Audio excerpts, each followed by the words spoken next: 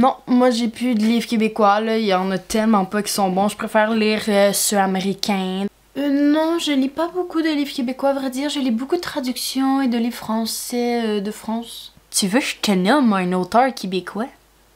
Je sais pas, là. C'est une bonne question, vite de même, mais je sais pas, là. Au Québec, en 2020, il a été vendu pour 577,5 millions de dollars de livres. Vous avez lu combien de livres québécois? Aujourd'hui, je vais vous parler d'un pan de la culture québécoise très important, c'est-à-dire la littérature. On peut se poser beaucoup de questions sur ce domaine en expansion, mais aussi en régression. Énormément de ventes et de nouveaux livres apparaissent chaque année, mais les ventes diminuent et les revenus diminuent depuis une dizaine d'années et plusieurs questions découlent de ça. Une des premières, c'est pourquoi on ne lit pas de livres québécois? En date de mars 2024, on est 9 millions de Québécois à habiter sur le territoire. Et pour qu'un livre soit considéré comme un meilleur vendeur, donc un best-seller, il faut 3000 ventes. C'est-à-dire qu'il faut atteindre 0,035% de la population pour que ton livre soit un meilleur vendeur. Plusieurs questions peuvent être posées à partir de cette équation-là. Est-ce que ça veut dire que le monde ne lit simplement pas au Québec? La réponse est non. Les ventes de livres ne diminuent pas. Il y a de plus en plus de librairies, peut-être un peu moins de librairies indépendantes parce que le monde privilégie les grandes surfaces, mais ça, c'est un autre sujet. Les salons du livre sont pleins à craquer.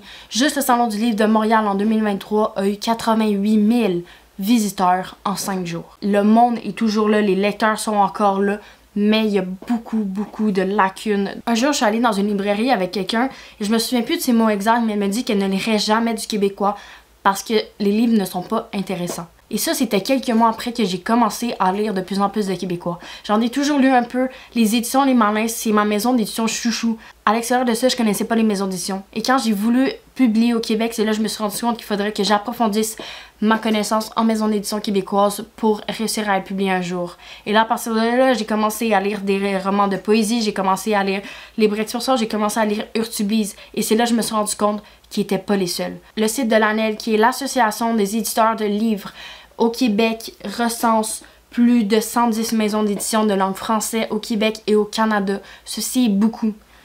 Les chiffres n'arrêtent pas de grandir. On publie énormément de livres, on publie énormément de genres. On publie de la poésie, de la romance, des romans pour enfants, des documentaires. Les maisons d'édition sont variées dans tous les styles. On a policier, on a de tout au Québec.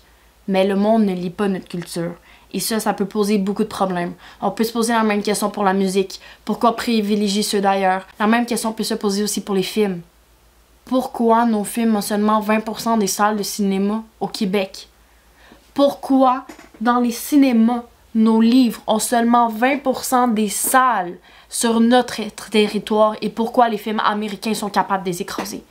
Pourquoi quand je parle à des lecteurs, tout ce qui nous sort c'est du Colin Over, du Akotar, de toutes les affaires qui sont sur TikTok en ce moment? Pourquoi les livres québécois ne sont pas dans la bouche de monde? Pourquoi la connaissance littéraire québécoise de la majorité des gens s'arrête à qui ont fait des gros best-sellers comme India Desjardins, Catherine Giraudet? Pourquoi ils connaissent pas les plus petits un peu? Mais en même temps, ça peut être une question un peu plus nichée. Si t'es pas un lecteur énormément, tu vas pas nécessairement connaître les noms par cœur. C'est comme la musique. Si t'écoutes pas vraiment de la musique, tu vas pas vraiment connaître les petits chanteurs indie comme on peut voir. Tout comme tu vas pas connaître les petits auteurs qui vendent une centaine de romans par année. Certes, je te le concède.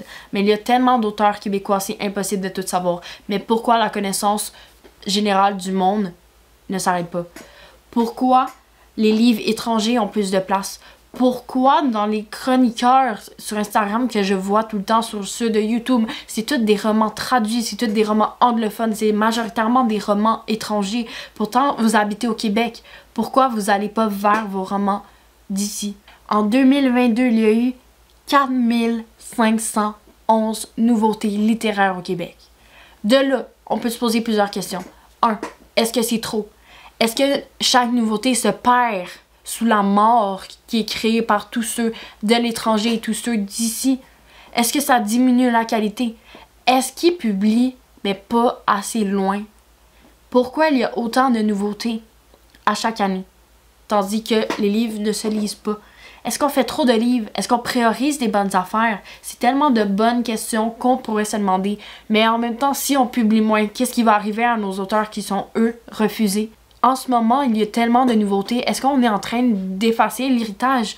Un livre arrive sur le marché en librairie et là, 3 mois, quelques années après, tu vas pas le retrouver, sauf si ça devient un des meilleurs vendeurs. Après, il va falloir que tu ailles sur les maisons d'édition, dans les espaces nichés pour les trouver parce que les grosses surfaces n'ont plus de place pour eux.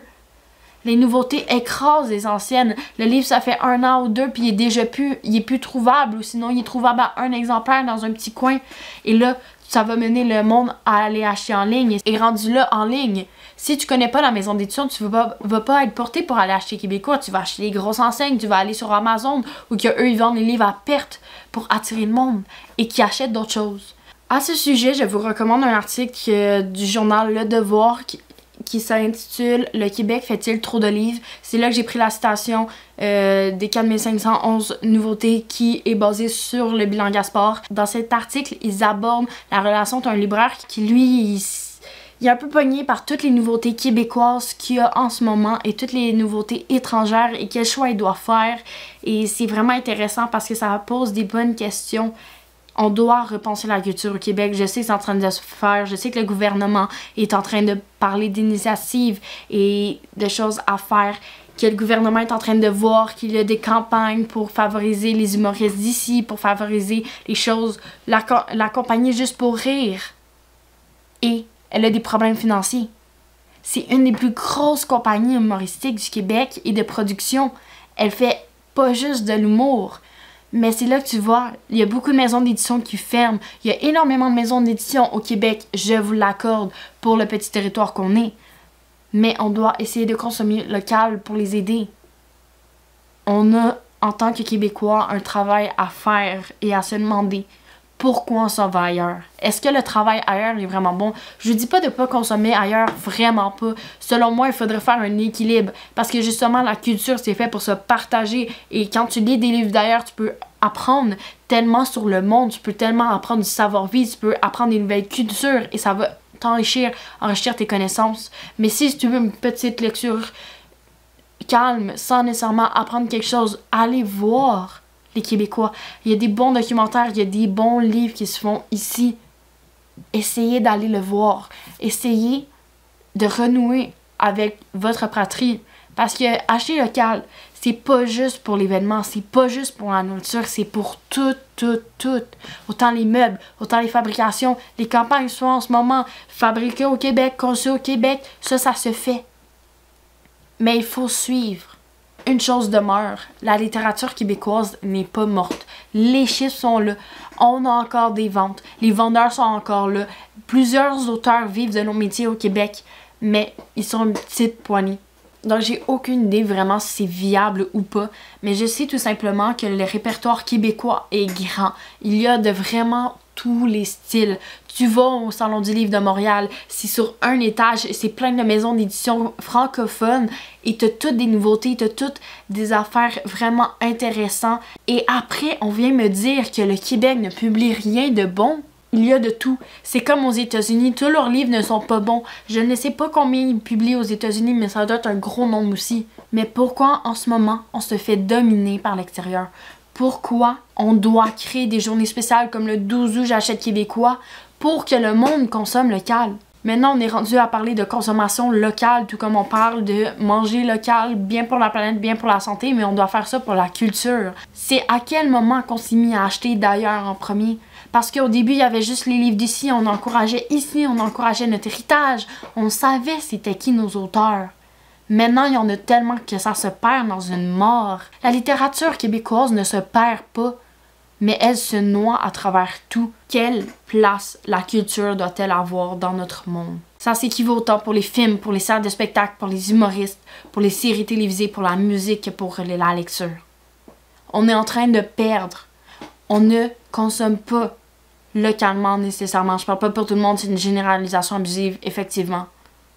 Mais pourquoi la majorité du monde qui me parle ou que j'entends, ils me disent que le Québec ne publie pas de bons livres, quand c'est totalement faux. Renseignez-vous, il y a des nouveautés à chaque fois. Le répertoire québécois est grand, il est riche, il est grandiose, il y a vraiment de tous les styles.